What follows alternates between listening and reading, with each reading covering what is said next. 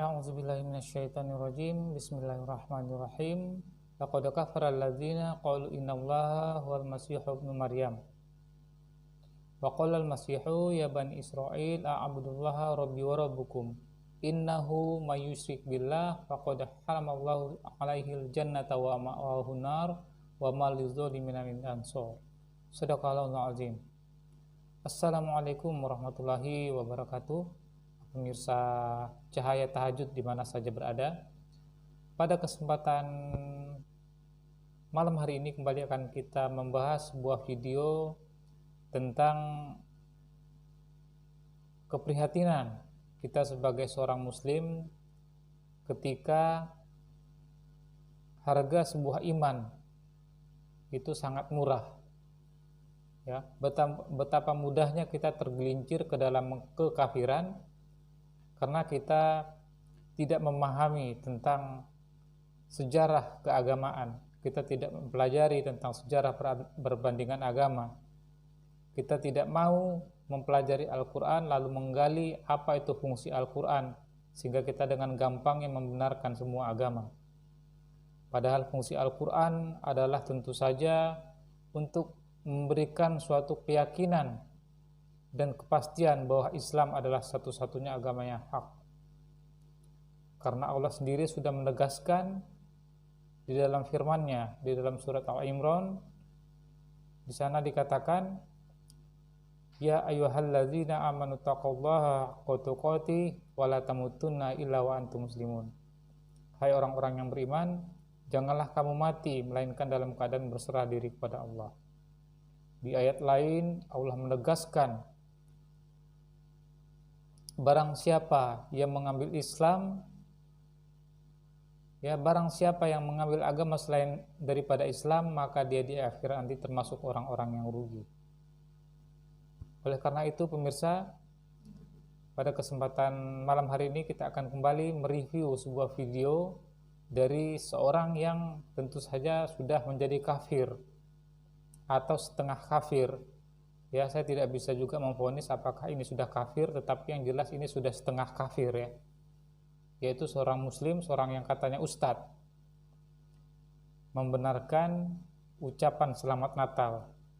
Kita langsung membuka pada tayangan berikut ini, pemirsa. Baru kali ini Natalan di gereja gemuruhnya Waalaikumsalam. Ini patut masuk Guinness Record. Jadi kalau kita lihat dari ucapan yang dilontarkan oleh oknum ustadz ini, kita bisa melihat bahwa memang oknum ustadz ini ingin mencari perhatian bahwa hanya dialah muslim itu yang terbuka, hanya dialah contoh seorang muslim yang menghormati agama lain. Itulah yang ingin diciptakan di dalam pikirannya ini agar juga mau diakui oleh orang-orang non-muslim bahwa beliau ini adalah orang yang menghormati keberagaman, yang juga melakukan ajaran Islam yang sebenar-benarnya. Itulah yang hendak diciptakan. Opini inilah yang mau dibukakan, yang diciptakan seolah-olah Islam itu seperti inilah adanya. Ya, kita langsung pemirsa, kita lanjutkan. Ibu bapak sekalian, selamat Natal. Ada banyak muslim yang mengharamkan mengucapkan selamat Natal, tapi saya tidak. Dan sebetulnya dia mengucapkan ada banyak muslim yang mengucapkan selamat Natal. Ya pemirsa ya, ada banyak muslim yang tidak mengucapkan selamat Natal dan keberatan dalam ucapan selamat Natal itu, bahkan mengharamkannya. Tetapi ada juga muslim yang membenarkannya, pemirsa. Termasuk dialah orangnya yang membenarkan bahwa ucapan Natal itu diperbolehkan di dalam Islam. banyak juga orang Islam yang berpendapat mengucapkan selamat Natal itu tidak apa-apa. Tapi mungkin yang datang ke gereja dan langsung mengucapkan hanya sedikit salah. Nah, sudah kita sampaikan tadi ya pemirsa, sudah kita jelaskan bahwa memang di antara muslim ini ada juga memang yang membolehkan mengucapkan selamat Natal kepada orang kafir yang menuhankan Yesus itu, pemirsa. Satu di antaranya saya.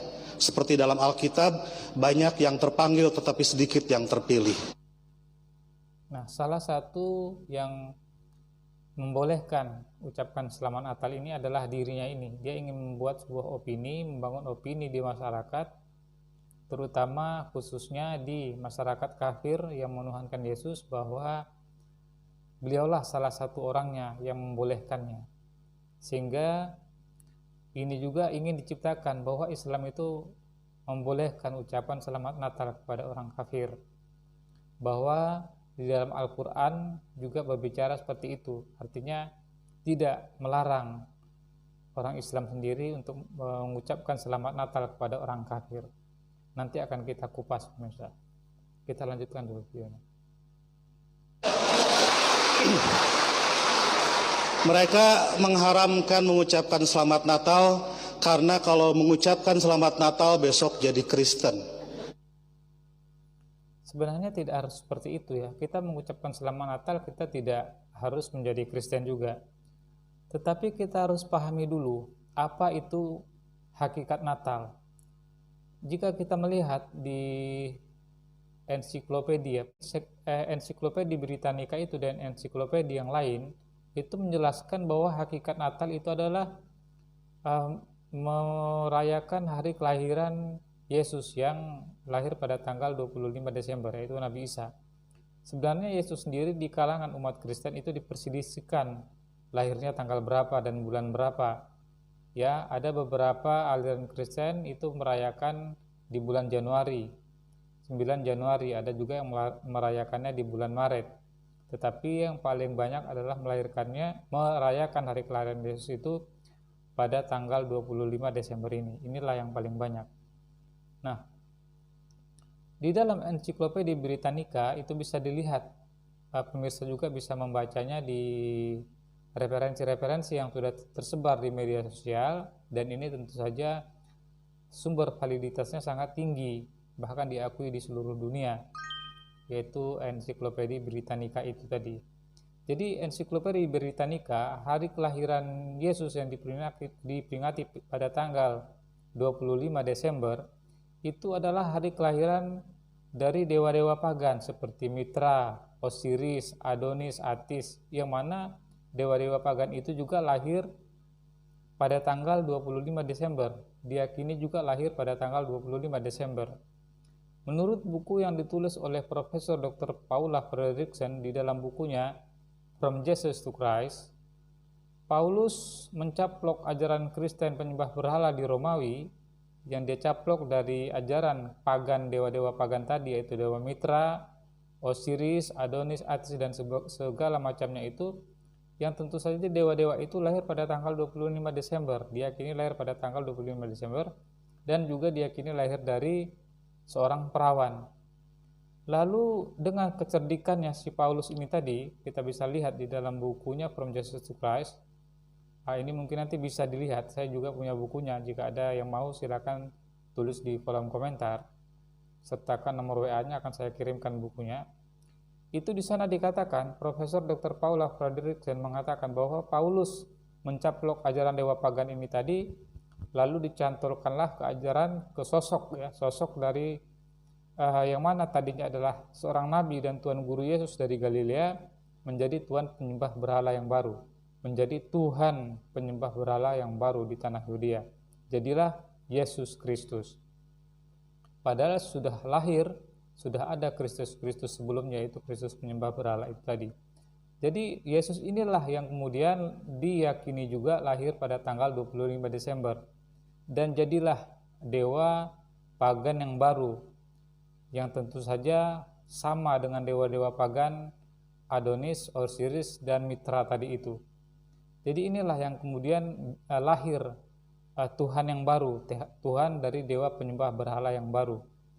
Sumber-sumber referensi inilah yang kemudian perlu kita ketahui, dan sumber-sumber ini tentu saja bukan ditulis oleh umat Islam, tetapi ditulis oleh cendekiawan-cendekiawan dari umat Kristen sendiri, seperti yang saya sebutkan tadi, yaitu Profesor Dr. Paula Fredriksen di dalam bukunya From Jesus to Christ.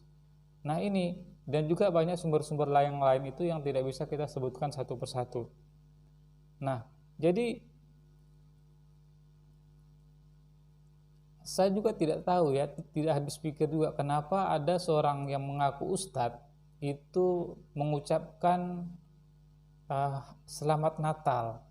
Jadi hakikat Natal ini adalah hakikat untuk merayakan kelahiran Yesus, yang mana Yesus itu diyakini sebagai anak Tuhan, ya, anak Tuhan yang baru, yang menyaingi dari dewa-dewa penyembah berhala itu tadi. Padahal jika kita melihat ayat Al-Quran sendiri, kita bisa lihat di dalam surat Al-Maidah yang sudah saya bacakan tadi, ya, itu kita bisa lihat di surat Al-Maidah surat kelima ayat ke-72 itu, di sana dikatakan telah kafirlah orang yang berkata sesungguhnya Allah itu adalah Al-Masih Isa putra Maryam. Padahal Al-Masih sendiri berkata, hai Bani Israel, sembahlah Allah Tuhanku dan Tuhanmu. Barang siapa yang persekutuan sesuatu dengan Allah, maka sungguh Allah mengharamkan baginya itu surga, ya, dan tempatnya adalah neraka. Kemudian di ayat yang lain lagi, di ayat selanjutnya, di ayat ke-73 kita bisa lihat, ya, laqad kafara alladzina qalu innallaha salisu salasa. Sungguh telah kafir orang yang mengatakan trinitas, ya, bahwa Allah itu adalah Bapa, Firman dan Roh Kudus, dan ketiganya adalah satu. Ya, mereka selalu mengatakan bahwa orang-orang kafir itu selalu mengatakan bahwa Allah itu adalah trinitas, ya, Bapa, Firman dan Roh Kudus. Mereka selalu membaca doa dengan nama Bapa, Putra dan Roh Kudus. Jadi inilah yang dikritik habis-habisan oleh Islam dan Al-Quran. Kita juga bisa lihat di dalam surat An-Nisa betapa kerasnya ayat Al-Quran menyangkal tentang Trinitas ini tadi. Kita bisa lihat di dalam surat keempat, surat An-Nisa ayat ke-171, ya ahlal kitab la taghlu fi dinikum wa la taqulu 'alallahi illal haq, ya, wa la taqulu 'alallahi illal haq. Ya ahlal kitab, ya, janganlah kamu melampaui batas di dalam agamamu, dan janganlah kamu mengatakan terhadap Allah kecuali yang benar. Sesungguhnya Isa putra Maryam itu adalah utusan Allah yang diciptakan dengan kalimatnya, yaitu kalimat kun. Apapun yang Allah katakan itu kun, jadilah, maka jadilah ia. Sama seperti ketika Adam menciptakan juga dengan kalimat kun, jadilah, maka jadilah dia. Nah, seperti itu. Jadi Allah sendiri sudah menegaskan di dalam Al-Quran betapa celaka dan betapa pentingnya urgensi keimanan seorang Islam ketika mengucapkan kalimat la ilaha illallah Muhammadur Rasulullah. Jadi suatu bangunan la ilaha illallah itu tidak akan tercipta ketika kita masih berpegangan dengan konsep membenarkan semua agama, masih masih meyakini atau masih memberikan toleransi terhadap ucapan selamat Natal ini. Karena hakikat dari ucapan selamat Natal itu adalah meyakini atau membenarkan ada Tuhan-Tuhan yang lain selain Allah itu tadi. Dan inilah yang disangkal oleh Al-Quran. Jadi ketika ada seorang Muslim yang mengucapkan selamat Natal, maka pada hakikatnya dia sudah kafir. Ya, saya sendiri tidak bisa memvonis seseorang itu kafir atau tidak, tetapi ini adalah menurut ayat Al-Quran. Ya, walaupun seseorang itu mengucapkan di bibirnya saja tetapi tidak di hatinya, tidak meyakini bahwa Yesus itu adalah Tuhan, tetapi karena dia sudah mengucapkan itu, artinya bahwa dia sendiri sudah membenarkan dengan lisannya. Bukankah seseorang ketika menikah mengucapkan ijab dan kabul itu adalah suatu proses ketika seseorang itu hendak menikah, dan disitulah kesakralan sebuah pernikahan dan sahnya pernikahan itu.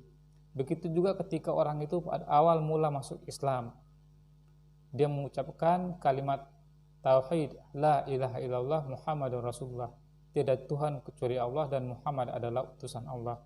Itu adalah dengan ucapan lalu dibenarkan dengan hati. Begitu juga ketika kita mengucapkan untuk menceraikan istri kita, ya itu juga dengan ucapan, dan itu juga sudah dibenarkan dan sudah disahkan. Jadi hakikat sebenarnya dari ucapan ini adalah suatu yang tidak bisa kita anggap enteng. Begitu juga dengan ucapan selamat Natal, ini adalah bukan suatu hal yang sangat sepele, bukan suatu hal yang main-main. Betapa pentingnya urgensi kalimat la ilaha illallah ini, sehingga terkadang kita itu sudah berdiri di tepi jurang neraka tetapi kita masih tidak sadar juga. Seperti contohnya muslim yang satu ini, pada hakikatnya menurut saya dia ini adalah orang yang sudah murtad dari agamanya, sudah keluar dari Islam. Ya minimal dia sudah setengah murtad. Jadi ya harus syahadat ulang ini ya. Harus mengucapkan syahadat ulang. Harus mengakui bahwa Allah adalah satu-satunya Tuhan dan Muhammad adalah Rasul Allah. Karena apa? Karena dia sudah keluar dari Islam. Siapa yang mengatakannya? Bukan saya yang mengatakannya, tetapi Allah yang mengatakannya di dalam Al-Quran dari beberapa ayat yang sudah kita kutip tadi.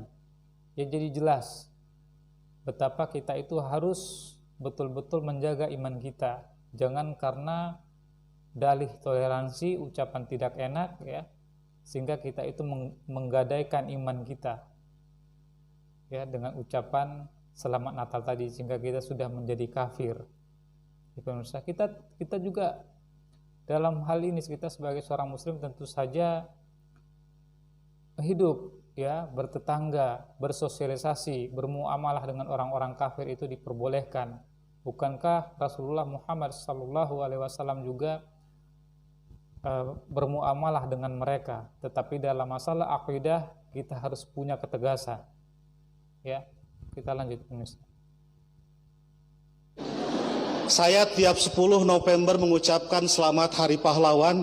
Besoknya saya tidak jadi Avengers. Begitu juga dia ingin membangun sebuah opini, sebuah logikanya bahwa ketika dia mengucapkan selamat Natal dia tidak menjadi Kristen. Ya. Memang dia tidak menjadi Kristen hakikatnya.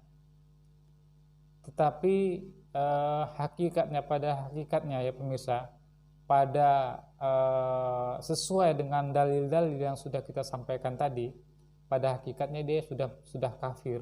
Karena apa? Karena dia sudah membenarkan dengan lisannya bahwa Yesus adalah Tuhan, sederajat dengan dewa-dewa penyembah berhala di Romawi tadi, yaitu Mitra, Atis, Adonis, Osiris dan segala macamnya itu, di mana dewa-dewa pagan tadi itu lahir pada tanggal 25 Desember.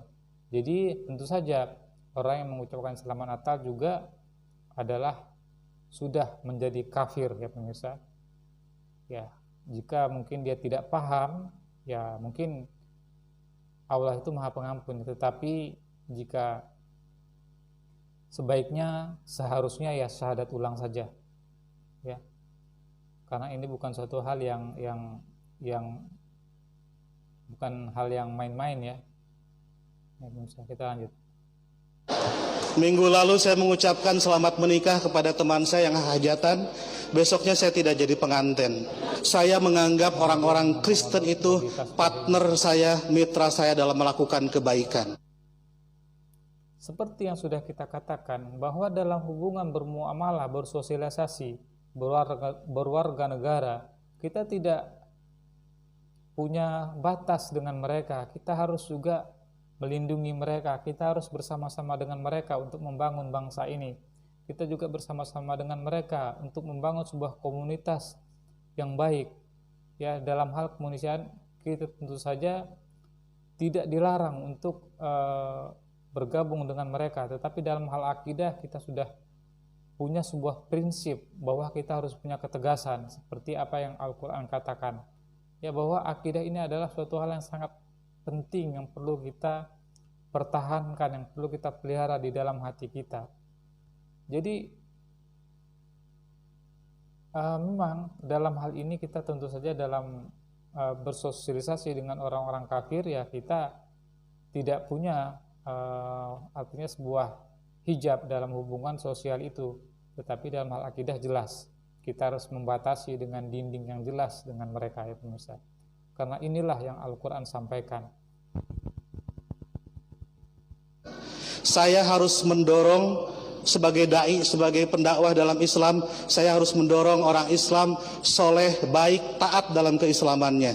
Dan saya juga harus mendorong orang yang baik, soleh, dan taat dalam keislamannya itu harusnya adalah mengikuti apa yang disampaikan oleh Al-Quran, tentu saja menjauhi apa yang dilarang oleh Allah dan melaksanakan apa yang diperintahkan oleh Allah itu.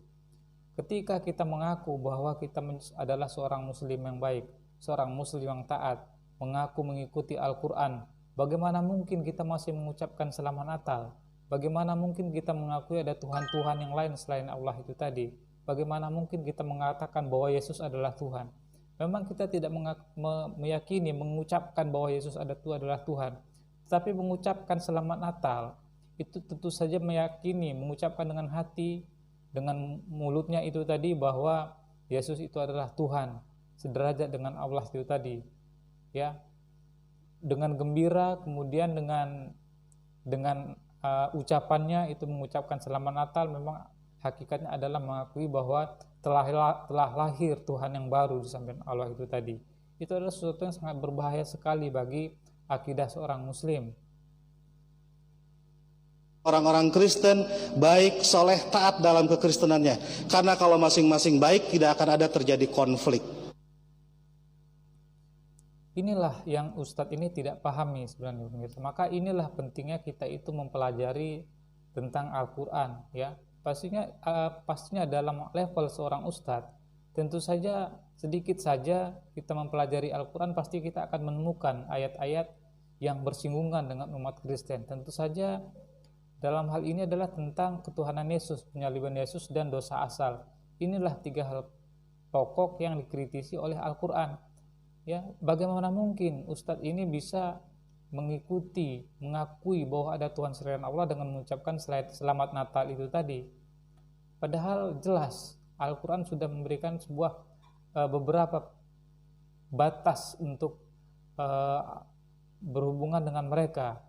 Ya, Al-Quran sudah memberikan beberapa batas-batas yang sangat jelas ketika itu kita bersinggungan dengan keimanan mereka itu tadi.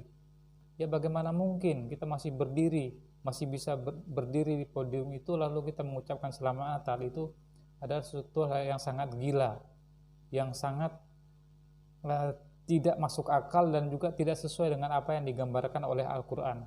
Jelas, yang ayat tadi yang sudah saya kutip hanya ada 3, padahal ada lagi banyak ayat-ayat yang lain yang juga merupakan sebuah kritik Al-Quran terhadap keyakinan kafir bahwa Yesus adalah Tuhan.